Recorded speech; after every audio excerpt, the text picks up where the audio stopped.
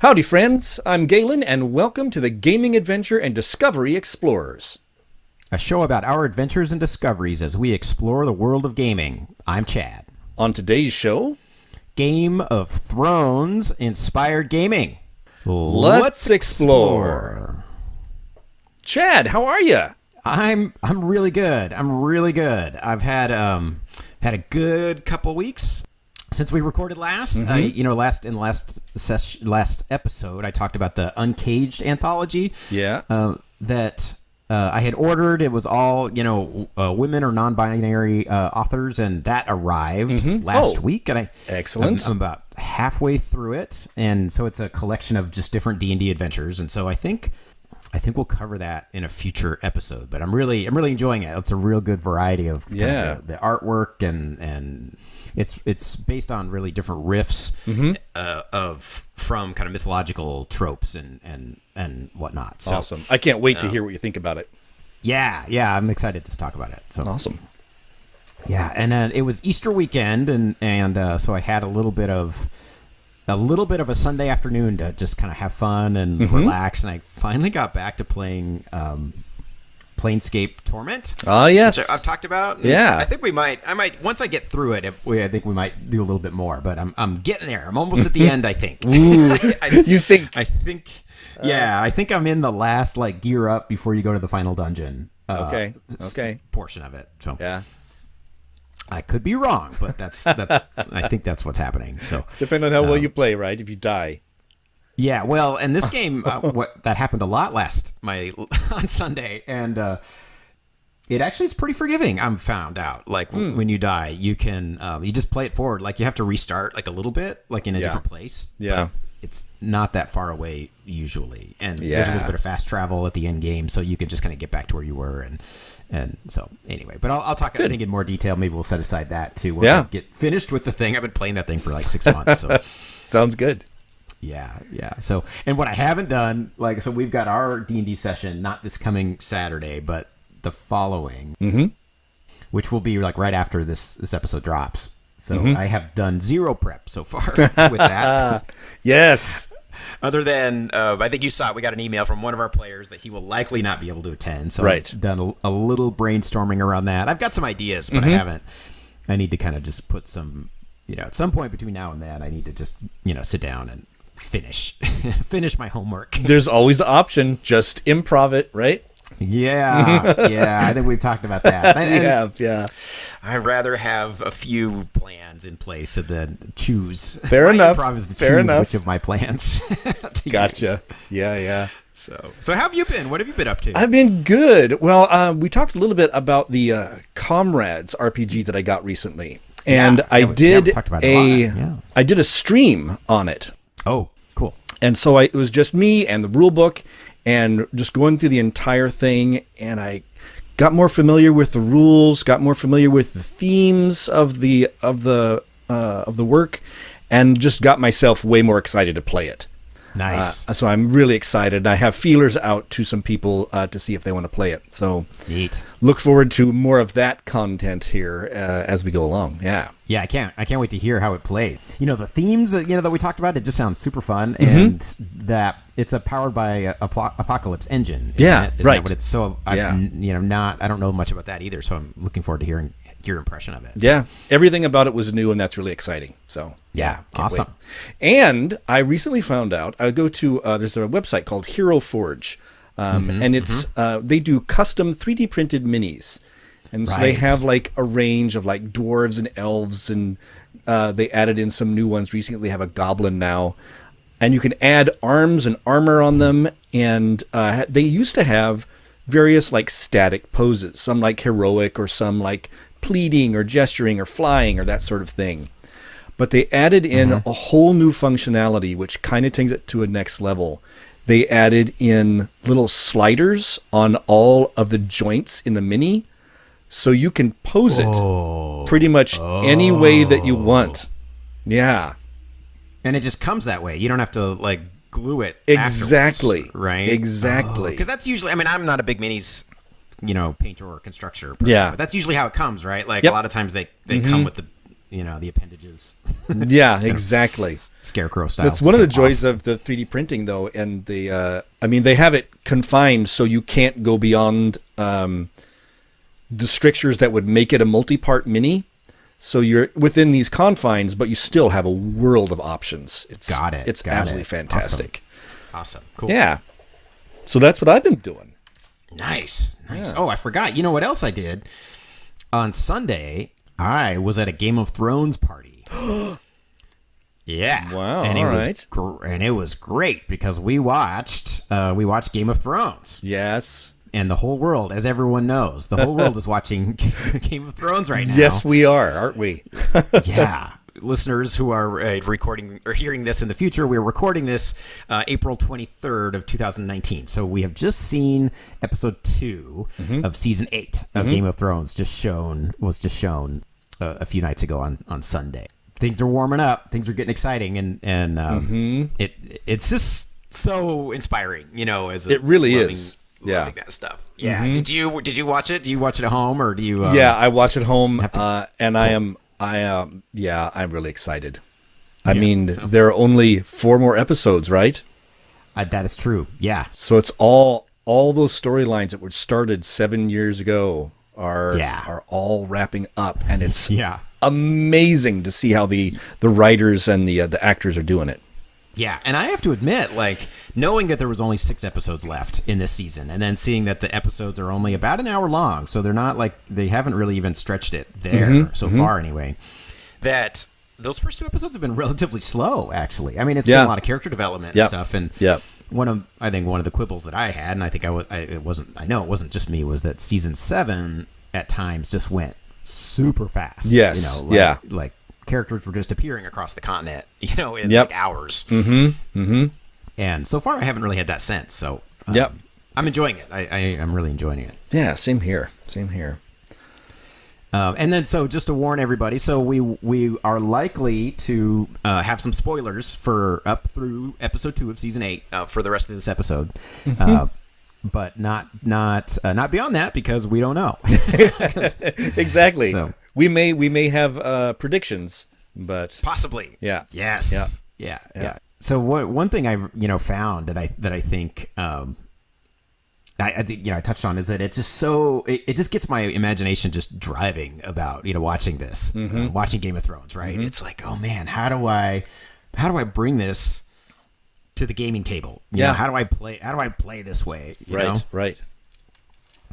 And I hear people kind of say that too, of and it's mostly people are mostly playing 5th edition, and that's my interest, by far. And I know I believe there is a Game of Thrones role playing game, but I don't know anything about it. I have to admit. I think it's other than it's Green. I think it's Green Ronin has that license. They have quite a few licenses, but so I think mostly what we're going to talk about is how you might put that into 5th edition. Yeah.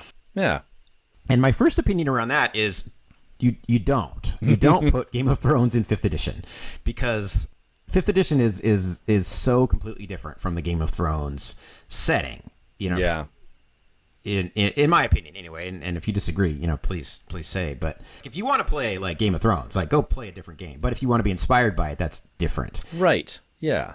One thing is the magic system of D&D. The spell-based magic is something that's very kind of easy to access in D&D. It's, if you look at the player's handbook, how many, what percentage of it is just the spells portion? It's like a quarter or more, or a third of the book is all spells. And how many different classes can cast spells? A whole bunch. Exactly. So everybody in Game of Thrones is a rogue or a fighter, and there are some exceptions, right? There are those warlocks from, I think, season 3 or something, who tried to steal Daenerys' dragons, right? But their magic is very different. Those aren't. They're not player characters. And then there's Melisandre, the witch, and again, very similar. She's not a player character. She's not an adventurer of any kind, right? So right. So if you're trying to use 5th edition to play Game of Thrones, you're just cutting out most of what has been built from 5th edition. Not to mention that so far in Game of Thrones, there are just not very many dungeons. No. There are not many adventuring parties, not many dungeons. Yeah. Maybe one or two. Back to those warlocks, that could be maybe considered a dungeon. Yeah. I'm hard pressed to think of other dungeons, since then. They may be a dungeon, but there's nothing in it. Right. Right. It's empty. You can just walk through it and you're fine. Right. Yeah. Like all the dragons are dead already, except 3. That's another thing. Exactly. Yes. This is literally 3 dragons. Yeah. In Game of Thrones, and so Dungeons and Dragons may not be the best match. And there's really very few monsters at all in Game of Thrones. Yeah, there are some. I know there's the undead, of course, that's rising, but large. Years of Game of Thrones kind of went by, and there was hardly anything. Yes. As far as kind of other monsters. Well, I remember the first time on Game of Thrones where I saw a giant, and I was like, "Yes, what?" I thought it was the coolest thing ever. That was, but it was just so rare in Game of Thrones to see anything really overtly fantastical at that time. Yeah. Though I do have to admit, I have been more inspired, and I think we've talked about this, where my current campaign setting is a few notches towards the Game of Thrones side of the spectrum. It's more human. There are fewer monsters. I think you guys have fought only humanoids so far, and if not, humans. And things that are a little indeterminate. So, so I am. That's part of the ways that I'm kind of inspired by what's going on with Game of Thrones. But yeah, right. And it's interesting. That's a good distinction too. 'Cause talking about how mechanically D&D is not a great fit for playing Game of Thrones, but you can take those lessons and story ideas from Game of Thrones and transfer those into your game, like you were saying, with just the kind of the theme of the campaign that we're running is kind of similar to Game of Thrones. And if you want to take, a sort of sweeping, world-arcing story from Game of Thrones and kind of layer that on top of your D&D world, you could totally do that. Yeah, absolutely. There's so many. If you want to cherry pick, there's so many things you can do. There's things that already I've got a dozen ideas about things I want to add. Just the scope of the whole thing, which is a little daunting, and so this isn't for everybody, but I just remember those early seasons when things were just completely separated in Game of Thrones, right? So you had Daenerys Targaryen, like on an entirely different continent, yes, and then you had Jon Snow, who was hundreds of miles away from everyone else, right. I mean, now he was building relationships, but we didn't know. We barely knew Sam at the time. Yeah. And then you had, Tyrion, who was doing his own thing not his own thing, but he was kind of tied in with his family. And all of these things were just completely independent of each other. I don't know. How does that map to D&D? Well, I think it's starting the story pretty myopic, right? In just these really small locales. So you get to know characters and places. Right. And then once you flesh those out and you get an idea of what they are, then you can start to broaden that view and bring those characters and civilizations, have them butt up against each other. Right. And that's what's really fun about Game of Thrones, is that they've done that. They started off with a really tiny focus and it spread way out everywhere. And now it's all shrunk back again. Yeah. As they focus in on the story. And I think that's a really fascinating example of really tight storytelling and something that we can learn and take advantage of in our RPG games. Yeah. And I would put a little word of warning, like especially for new DMs, but you wouldn't want to start 3 stories all at once, especially if you're a new DM. I think that could get away from you really easily. But you can have kind of 3 major world events happening at the same time, or you can. There are other ways you can approach it, but I think maybe just starting, with your adventuring party, work on that first. Yes. And then as a thought experiment, then you can kind of work on the other stuff at the same time. And that's the fun stuff that I think we're talking about. Or, another way you can go if you're a really busy DM is if you have multiple campaigns, you could have different settings in the same world. Yeah. That's really ambitious though. And I would not do that because that sounds like a lot of stressful work, but right. But as far as kind of tracking it all, and like you were saying, what's happening as these plot lines are unfolding. Yeah. And I thought about that. I thought about how it would be really difficult to track what's going on in the world. And I got to thinking about the house mottos that they use in Game of Thrones, like winter is coming, Lannister always pays their debts, that sort of thing. And I think as a DM, that could actually be a really good shorthand to remember what your other factions are doing. That's a great idea. Yeah, that maybe aren't the focus of what's happening in your campaign directly with your players, but as you want to keep this living world, just keep in mind those little house phrases. Yeah, and I'm just thinking like you could just, that's the kind of creativity that just pays off in unexpected ways. And I think that's probably the more practical way to approach it, is if you just start planting seeds in your campaign world, including like if you just give your houses, I don't know, what are they? Are they slogans? They're not slogans, but it's like a slogan. Lannister always pays their debts. Yeah. If you just add a sentence like that just tells you a little bit, and then see how that interacts with the world, as we have watched the Lannisters over 8 seasons, right? Yes. Like what does it mean? It started to be very surface, where the Lannisters have gold mines, and so they have all the money and whatever. Right. And then push comes to shove, and you see, well, they also like are quite fond of their revenge, and they take that very seriously. Yeah. Giving things can acquire a double meaning as it goes along. Totally. Yeah, and you don't have to map out what all the meanings are necessarily right out of the gate. I also felt that way about, oh my gosh, it was Ramsay's family, Ramsay Bolton. I mean, they were awful, but they started allied with the Stark because they had the flayed man as part of on their banner. Right. So our blades are sharp is what theirs is called, is what their words are. And even just kind of introducing that early in the show as an ally, you don't necessarily even have to think about it that much, right? If you're building, if you're world building, and you've got, if your Starks are your player characters, they're very protagonistic. The Starks are, and you just have this like another ally who seems very reasonable, and then there's this little like, wow, what is that? What's going on there? And maybe nothing. The reality is not all the seeds are going to sprout. But, right. What we saw is, oh no, they are awful. The Boltons are awful in oh so many ways. Yeah. In oh so many ways. This convergence of all these things, right? And I think it's a lot of times in a game, this would be a slow build, right? It's just like you have these people, and it takes a lot of patience to pay this off. Oh yeah, yep.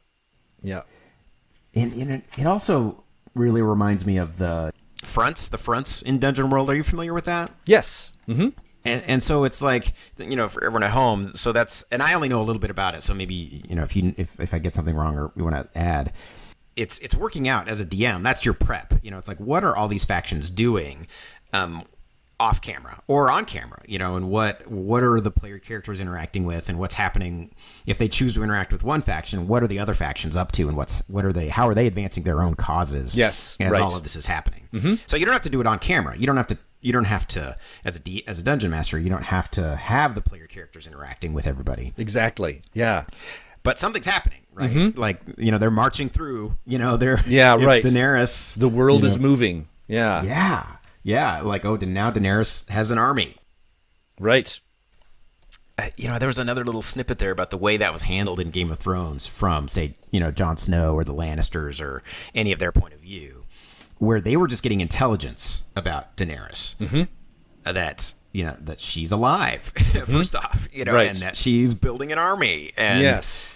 That's sort of almost mythological army, right? The Dothraki. That stories, only stories have been told of. Yeah. These wild, crazy horse masters. And it's like, and like you said, just getting intelligence on that is like, this girl that we don't know anything about is apparently raising this huge army of terrifying people over there. Yeah. Which makes it even more scary. Yeah. And now she's got the Unsullied, right?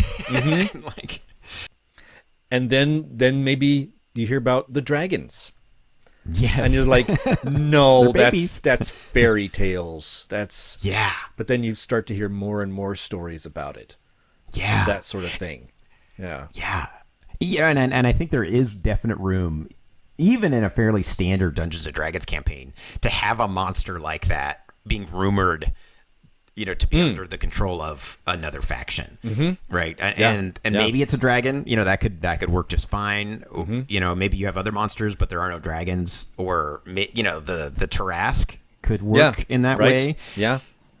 These huge monsters that only come out every season or every few years or centuries or who knows, right? Yeah, definitely. And those are, again, ways that even if you're not tracking all these factions, just to have one, as a dungeon master, maybe you don't want to bite off the whole thing. Maybe there's just one something else going on with some history with you, and maybe you hear a little something about that big speech that she told about what, how she was going to march in and have everyone join her and, she'd become queen. Yeah. And do you take that seriously or not? And that would be a great opportunity to just, have your players, decide, like, what do you do about that? Anything. Yeah. Do you believe it? Yeah. Right? That sort of thing. Yeah. Yeah. Or maybe there's another threat that's a little more imminent, right? And so even if they do believe it, and this is how Game of Thrones handled it. It's like, well, the Lannisters and the Starks were at war. They couldn't really take her seriously, other than sending an assassin or something. But they couldn't, really go after her. And they were, even though they thought about it. All the getting caught up in the political intrigue that is close to home, that is actually smaller than the big things happening far away. Yeah, right. But the things are far away. Yep. So it's easier to let that slide, maybe. Yeah, exactly. That's a really good point. And that's fun too for your D&D game, is you can tell your players there's this big thing happening far away. Yep. And if they go long enough without addressing it, it can become a real problem. Yeah.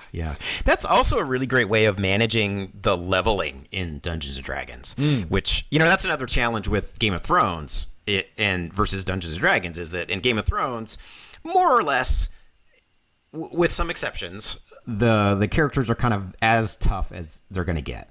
Yeah. Arya's a big exception to that. Like, so she, we see her kind of get some levels in Assassin, but generally, Jaime Lannister is the level that he's at. He has his hand issue, and that changes him in a lot of ways. But yes, indeed. Brienne is pretty much as tough as she is. The Hound is pretty much just as tough as they are. They gain rank and credibility, but they don't really gain power. Yeah.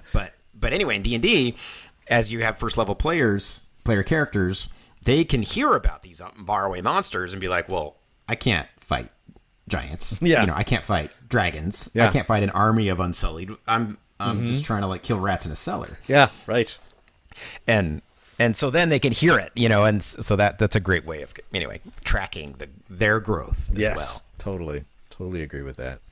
And that's one of the ways of just approaching tiers differently. The 3 tiers in D&D is, at the first level, you're just trying to survive and maybe make a name for yourself. And the second, it's first tier, and the second tier, you have some political power. And then at the third tier, you are fighting the dragons. Yeah. Now you're shaping things. Totally. And so in this terms, then you're Brahm, right? Who's like, I'm fighting dragons. I'm out here running around in this battle. Yeah, right. And the only thing I'm afraid of is that dragon. Yeah. And I'm going to try to kill it first. That's how I deal with that. Yeah. I want more of him. He's one of my favorites too. I have so many favorites. It seems like I know, right? Every episode I get a new favorite. To put you on the spot again, so who's your current couple favorites? I really enjoy the Hound. I think there's a great. I'm going to delve in a little bit to spoiler territory. Okay. I know we addressed it at the beginning, but I want to make sure people know about it. Right. So in this last episode, when Arya is on the battlements, talking to the Hound, and she says, "Who have you ever fought for besides yourself?" And I think back on it, and I was like, he never fought for himself. He always fought for other people. Yeah. It's really interesting too. I'm comparing that with the Brienne becoming a knight. Yeah. And when Sir Jaime gave the oath, right? The warrior, the father, and the mother, all the different things they're supposed to do. And I thought about it, and I was like, that's what the Hound is trying to do. Oh. In all of his, saying about, knights are garbage. I don't need any of that. I'm just gonna live. I says, but he's living by, he's protecting the innocent.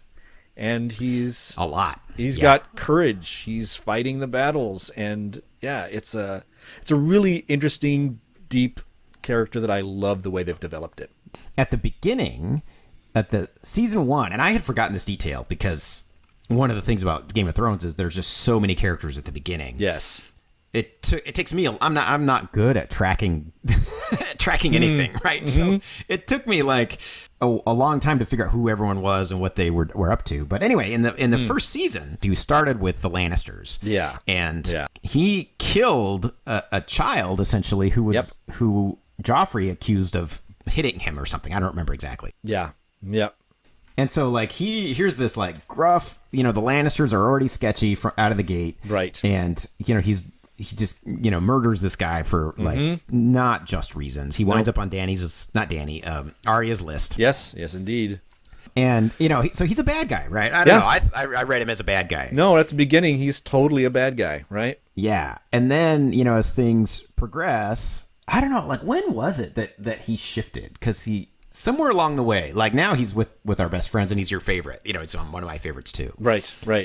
I don't know. It started for me the feeling of that there's something more to this character when they started revealing his relationship with his brother, with Sandor Clegane. Oh, yeah. The mountain that rides. Who is bad. Yeah, who burned his face off when he was a kid. Yes. Because he played with his toy. Yeah. He's always been in the shadow of his older brother. Yeah. Has always been afraid. And is trying to find out what his place is, and then coming to the realization when he ends up saving both Stark girls, Sansa and Arya. Yeah. Yep. And I think that's when he starts to put two and two together, the fact that the Lannisters are always putting me in positions where I'm going against what I think is actually right. Yeah. And it was after the King's Landing battle, I think. Yeah. When he's like, enough of this. This is garbage. Yeah. Well, and I think he just left after that. He did. Yeah. Well, and part of it was the fire. There was a lot of fire that he was just freaked out about also. Yeah, but totally. Maybe that was the tipping point for him. This has got me thinking about some of the character development where there are so many times, and he's a great example, where a character flips. Mm-hmm. A character who started out either bad and then became or was revealed to be good, and vice versa. Right. So I was thinking about this, over the last few days, and just how much that resembles the professional wrestling heel turn or face turn. Yeah.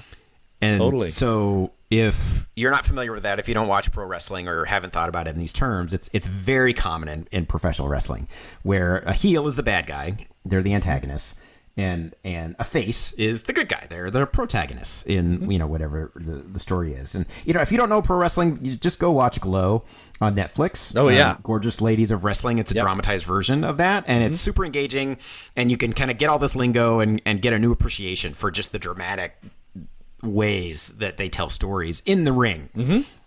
Totally. So anyway, as some examples in the real world too that people might be familiar with. So Hulk Hogan, for a long time, years and years, was the ultimate face. Yeah. That 80s where he was the champion, and he was like, say your prayers and eat your vitamins. That's it. Say your prayers and eat your vitamins. Yes, exactly. And a lot of that was some marketing, but anyway, there it was. And so when he shifted to the WCW from the WWF at the time, now WWE, he started as a face, but it had kind of been played, and things were changing. And when he flipped to heel and became Hollywood Hulk Hogan, it was a big deal, huge deal, because so much had been invested. And we see this a lot, and a lot of wrestlers, and I think he's switched a couple times since then, but a lot of wrestlers, as they're trying to find the character that works for them, will flip, even a few different times, and sometimes have pretty big changes. I was thinking about Shawn Michaels was another one where he like had a partner that he was a member of the Rockers. It was a tag team, and he like kicked his partner's face and kicked him through a plate glass window. It was awesome. Yeah, one of my favorite all times is Roddy Piper, like one of the ultimate heels. At the beginning, But then he switched, and he was a face, and it was. I don't think he ever flipped back. I think he ended his career as a face. I think, but it was It was great because we loved him. We loved to hate him as a villain, and then we just got to love him as a face. Totally, it was perfect. Do you remember how that happened? I don't remember the scene. I wasn't. I think I just wasn't quite watching much. I think it was around the whole Andre the Giant when Andre flipped to heel with Heenan, but I can't quite remember what the was. And I think one of the classic ways to tie this back to Game of Thrones is when to flip from a heel to a face is if someone's getting beat up, another face, fan favorite is getting beat up in the ring, maybe 5-on-1 or something, and they run in from the back to go help, to go help or whatever it is. That's one of the kind of quickest ways, and I think the moment for the Hound where we saw something like that was when Sansa was separated from the guards in King's Landing, and was getting assaulted and was probably going to get raped. Yep. Thanks George R.R. Martin. We need more of that. Yep. Sarcastically, I say. But still, there it was. And so he went after her, right? He went, he risked his own life to go get her. Yeah. And so that was, very parallel of he's still, I don't quite know what to take of that. There it is. Yeah. But he helped. Yeah. Even I remember when he helped, he was still a jerk about it, right? Yeah. The language he used was not a helper's language. No. So his words and deeds at conflict, which is fascinating as an audience member to watch. Yeah, which is great. That's I think when it's really done well, because that's a case where you're learning about the character. He didn't change. Yeah. Really. Right. It's just that we saw a different side of him, or he got some new information, or both. Yeah. Definitely. And sometimes in pro wrestling, the character just changes, transforms, and sometimes they just have to do that, but it's a little less satisfying. Yeah. Who else? It's because this series has been going on long enough, and there's so many different characters that have lived long enough to undergo some sort of transformation. What other ones can you think of? The Lannisters, I think, are the most interesting because they started as our allies, as the Starks' allies, because Cersei was married to Robert Baratheon, who was Ned Stark's friend, and I don't remember if Cersei. I remember her being sympathetic. I remember Cersei and Jaime in the tower. Yeah, at Winterfell with Bran and thinking, on a lot of different levels, right? Yeah, it's so maybe Cersei just stayed heel and just became varying degrees of sympathetic. I think for me, one of the interesting things about Cersei is that in my eyes, she's been the most consistent. She hasn't wavered. Yeah. In what she really wants. Yeah. She kind of, in that way, matches up with Dany. And Dany has always been, Dany's gained more confidence. Yeah. But Dany's always had her eyes set on that throne. I think both of these figures are great examples because of one of the strengths of the storytelling that you will benefit from if you can find a way to introduce this to your game, which is with Cersei. So it was the end of season 7 where she betrayed the alliance, right? So she said that she would join, she would send the Lannister army to go fight the White Walkers. Yep. And because Game of Thrones is so rife with people, bad being good and good turning bad, vice versa, you thought Cersei flipped. Cersei made a face turn. Yeah. She's going to join this alliance, and then she'll probably turn into a heel again at the end. Yeah. But no, she was lying. So, actually you see this in pro wrestling too, where someone is will flirt with a flip, but then not. Yeah. And that goes both ways, right? Yeah. They'll be whatever. I always like that too, because the person that doesn't flip, the heel that doesn't flip, but you think is going to. Yeah, yeah. And then they betray the face. Yeah. And the heel is always like, what did you expect? Right. Do you not know me? Right. Do you not know who I am? Yeah. Yeah, that's hilarious. Though, or maybe they will then flip, which is a crazy thing. But you know, on a similar note about Daenerys, I think she's pretty consistently been a face. And that's really interesting that you put those two as kind of opposite sides of the same coin. I think that's especially on ambition. Like they're the two most ambitious probably characters easily in the show. Yeah. And you know, Daenerys, I'm still not sure if she's gonna flip or not. You know, and she's done some things that were pretty harsh, and you're like, oh man, is she gonna go all the way? It's hard because I see her, like I said, the opposite of Cersei, but I could see her using some of the similar tactics. Oh yeah, I mean, she killed Sam's family. Like she just burned all those people. She sure did. And I don't know that was necessary. I don't know, right? Yeah. And she's done other things. You know, her ambition is scary. You know, and I don't know to this day, right? I think Sansa has a reason to kind of keep an eye on her.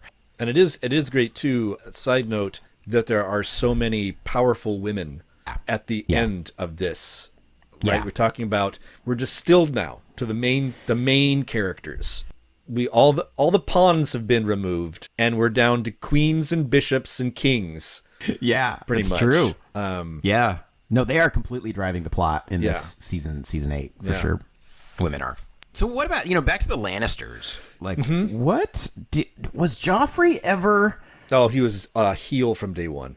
He was. Yeah. Yeah. I think so. Yeah, and I think you're probably right. I just remember he seemed so innocuous and just like stupid little kid. Yeah. And then, so I guess he just got worse. I think I think he was always the bratty kid. He just got power.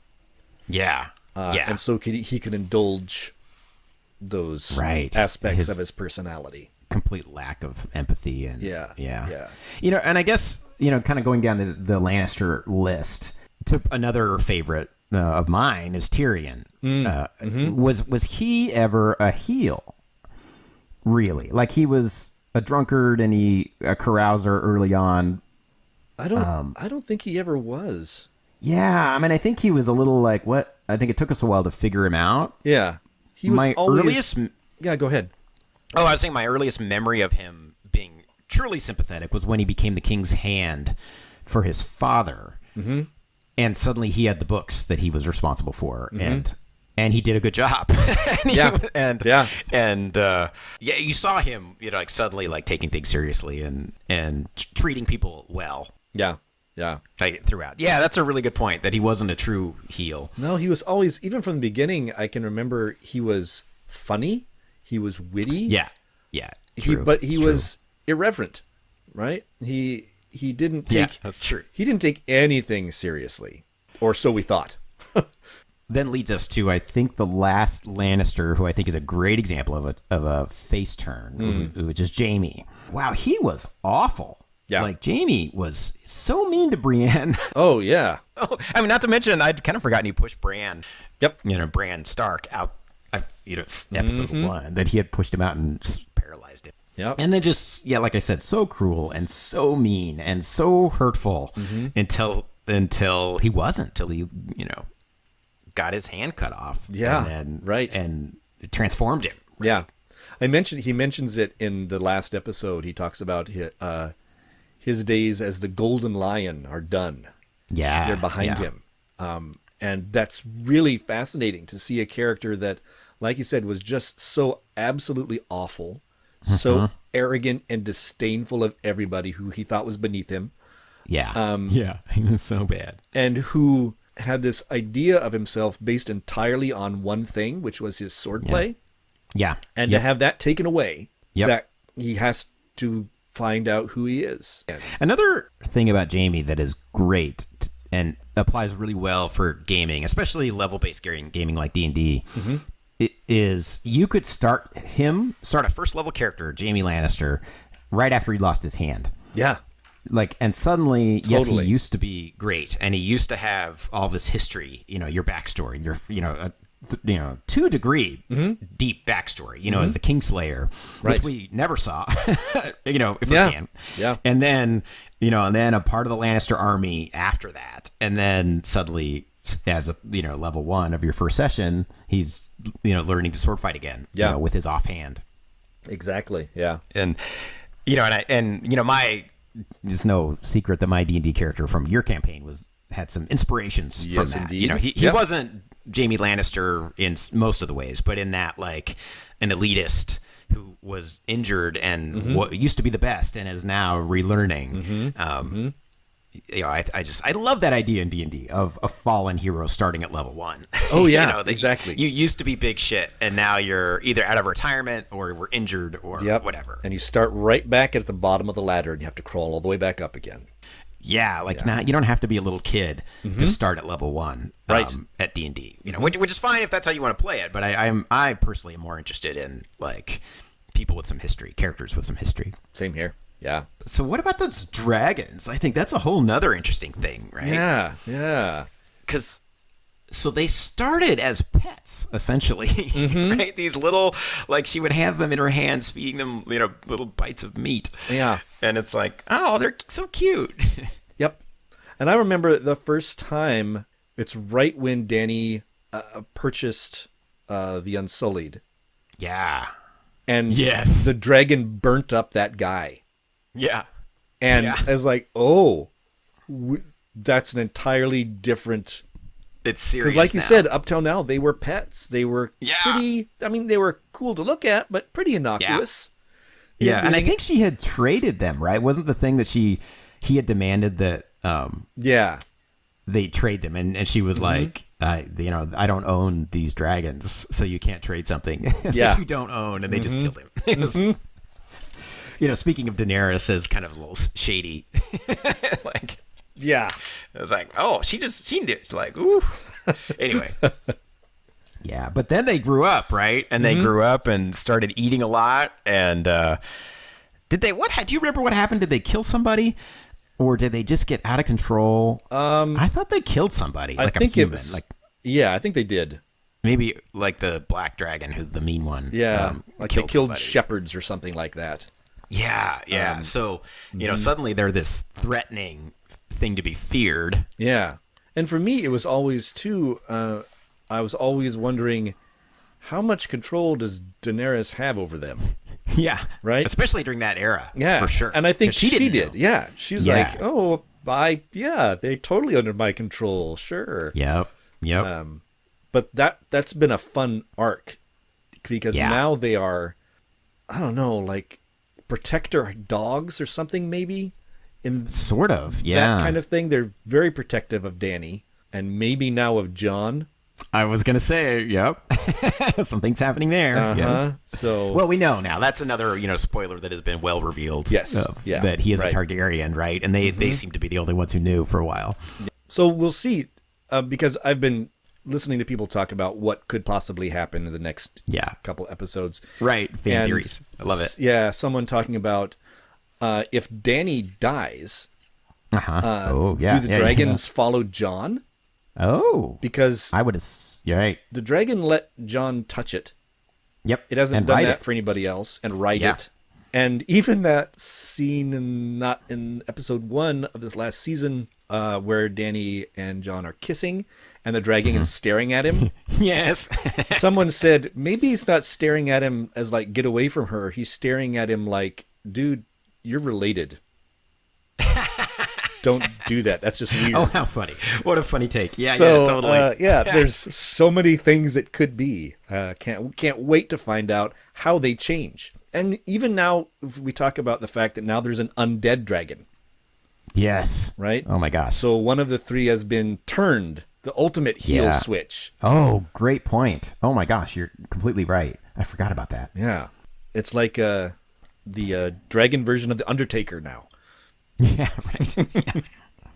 And this is actually exactly one of those things that it took me a long time when I was watching pro wrestling to warm up to. It's like when my favorite face turned heel. What that does, though, is set up the dramatic storyline, right? And so, we lost this dragon turned heel, and now it's set it up of like, oh, these dragons are going to fight, though. That's setting up dragon on dragon battle of some kind, right? That's siblings. Really exciting. Siblings fighting. Yeah. Totally. Yeah. And I think that's another this whole idea of this like rare, powerful monster that's around that just drives so much of the plot. It's something that I'm inspired to think about that. Yeah. for my D&D totally. campaign. And I remember thinking at the end of 7, the Night King kills one of the dragons, and that was also, it was shocking to watch, but also character-wise for Dany, it was she is not invulnerable. Yeah. Her power has been through her dragons. That's how, and I think she thought, I am unstoppable. Yeah, I'm sure she did. And now, with one throw of one little magical stick, your dragon is gone. Yeah. And that was a huge blow for that character. And I think it softened her up quite a bit. Yeah. Yeah. Which was really really fun. And I think that's, just to touch on this point again, where the precedent has been set so that now anything is possible. Mm-hmm. Now that a dragon has been killed, any of the dragons can be killed. It's the last season. They don't need 3 dragons. Like, they don't, apparently not, because now there's only 2. I mean, there's one undead dragon, but, any of them. And, we've seen characters kind of turn, and we've seen that Daenerys can be really brutal. So anything is up for grabs. Now Daenerys isn't the only plot thread on another continent. I think she had some plot protection for a while for most of the show. Mm-hmm. She doesn't anymore, frankly. Yeah. Now, there's a lot that could happen if she died still, versus before she died. That's just the end of that's just the end of that whole plot, that plot thread. Mm-hmm. I suspect she'll live a little bit longer, but I don't know. Right. Yeah. And, we've seen characters, any character can flip or change or die or whatever, and they're setting up, there are cracks forming in relationships. Yeah, Jon and Dany and Sansa, definitely being tested. Yeah, and it's interesting is like how strong is the will to stay alive. Yep. Are you going to go against your own self-interests like Jon has done in the past? Yeah, Jon. Yep. Let's see if Dany can do it. Let's see if Sansa can do it. I've seen this in Adventures too, where it's something I like a lot, where an NPC, what do they really want, is called out, like in boldface. So it's like, here's what they're doing, here's what they say, but here's the only thing they really care about. And then that makes it a lot easier if you're the dungeon master to just to know and to kind of engage these things into conflict together. Yeah. And you'd mentioned Sansa, and I just think that she's just fascinating. Like, she's my God, yeah. Especially now, and she made it very clear, like she cares most about the North and the people of the North, and answering to the people of the North. And yes, they need to live, and they need dragons for that to work. But we know what her priorities are, right? Yeah. And I don't know what's going to happen. No, me either. Me either. Yeah. Ironically, I think she might have the best plot protection from this next upcoming episode, just because I think the way she's set up has more. It's going to take a while to really have her unfold. Yeah. But I could be wrong, right? I don't know anything. Exactly. No one is safe. No one is safe. Ooh, good stuff. Yeah. Good stuff.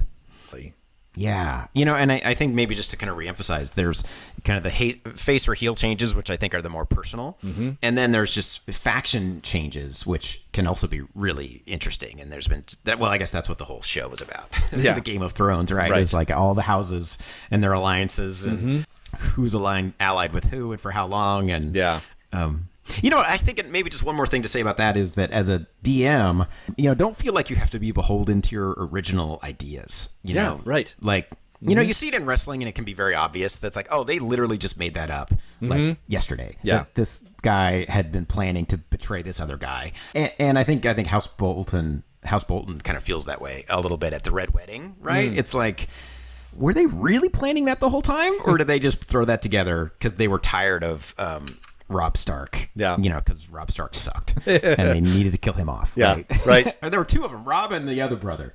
The boring brother is Stark. I don't even know. They're dead now. Robb and oh my gosh, I'm losing it. Anyway. Rickon. The little one, is that right? true? Rickon Stark? Oh, yeah. I thought there was another adult. Maybe, I don't know.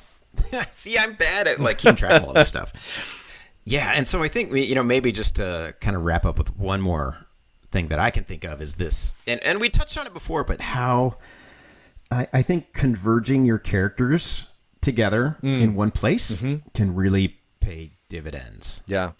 And you don't have to have a whole continent spanning thing. Like this works really well with just like family members or whatever. So, in this case, we've had characters from all over who are now kind of waiting for battle to begin. And especially that scene by the fireplace where Brienne eventually got knighted by Jamie. I think you mentioned that earlier. But that's this is really interesting like dynamics of like, okay, let's get everybody together and see how they interact. Let's give them a little liquor and give them some time. That's interesting too. Hadn't really thought about it, but taking them out of the situations we're used to seeing them in. Yes. Because we've been seeing them for so long, traveling across continents and fighting and scrapping, and now there's the breath, the inhalation before the plunge, if I can quote Gandalf from Lord of the Rings. And to see how these characters behave with each other. How they bounce around off each other. It's really interesting. I don't think it happens unless these people spend time apart. Enough time apart, like we said at the beginning, to find out who they are, right? To go on their own personal journeys so that they have really interesting, strong characters, and then you bring those characters together. And that's what happens over the course of a D&D campaign, right? We hope that we find out who these characters are by going on missions and tackling problems and learning things about the world and about themselves, and then eventually getting to whatever the pinnacle of your campaign is, right? It may be a great big battle. It may be conversation in a throne room, or it may be, it could be anything. It could be anything. But the crucible, if you will, of the game distills out these characters, and make them so much fun to play against each other and to play with each other. And I think it's so easy in D&D to lose the breadth of that pacing, right? I think it's often that's kind of off camera, or that's like maybe as downtime or whatever. And you can handle it either in character or even just if you narrate it. That still gives the story this kind of richness of definitely of what is, and I have to remind myself as a DM and player to build this in, right? Is like, especially when and sometimes you do know, like, oh, something big is going to happen. How do we prepare for that? How do we existentially wrestle with with the fact that we might die, in the next encounter or whatever. And I love that whole structure. I love this structure of bringing characters together who, as you've said, have spent time apart, have been living their own lives. They're out of sync with each other, and you force them in the same room. And you in this case, it was actually pretty mellow because the conflict was outside. But in many, and actually it's sometimes in Game of Thrones, but not so much this particular episode. With some exceptions, often the conflict is within, though. Like in human lives in the 21st century United States, usually the conflict is your own family, right? It's like, some of you are liberal and some of you are conservative, and some of you, are still mad because of something that happened 6 years ago, or there's all this stuff going on, and I love that. I just love.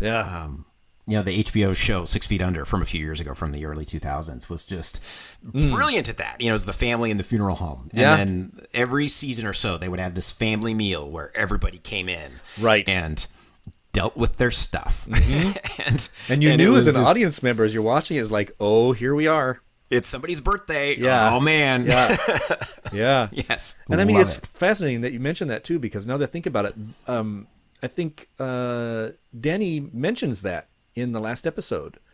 Just a little offhanded remark to Sansa about how difficult families are.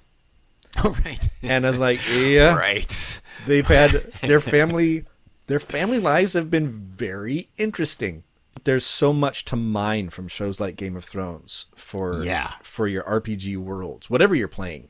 To mine it and to use it as inspiration to challenge yourself. I think you don't necessarily want to change everything all at once, but I think life is to be challenged. And I think if you're a gamer or DM, like push yourself at least one way per game, per session. Yeah. Like add a faction or sprinkle in some clues and try to make them pay off and see what happens. It's good stuff. Try something new. Reach out. If you're listening to this on iTunes or any of the podcast ways, it's really helpful if you go into iTunes and if you like the show to give us a review. 5 stars are particularly helpful and help people find us. If you're watching this on video on YouTube and you enjoyed it, please consider clicking the like button and consider subscribing to my channel, the Continuing Clockwise channel. And if you want to reach out to me, best way to find me is on Twitter, Continuing Clockwise. It's at Cont Clockwise, CONTCLOCKWISE. And I love any kind of feedback that you have for me. How about you, Galen? Yeah, well, you're watching this here right on my Twitch channel. If you're watching it live or if you're watching the video on YouTube, you can catch me here on Twitch. Right now I'm doing some painting streams and that sort of thing. You can follow me there. You can also catch me on Twitter at Zobamie, Zobmie. I do stream announcements when I go live there. And I do stream announcements, of course, when we're going to be recording the next episode of this podcast. So yeah, you can check me out in those places. So until next time, take care of yourselves, friends. And game great. God, I'm so excited.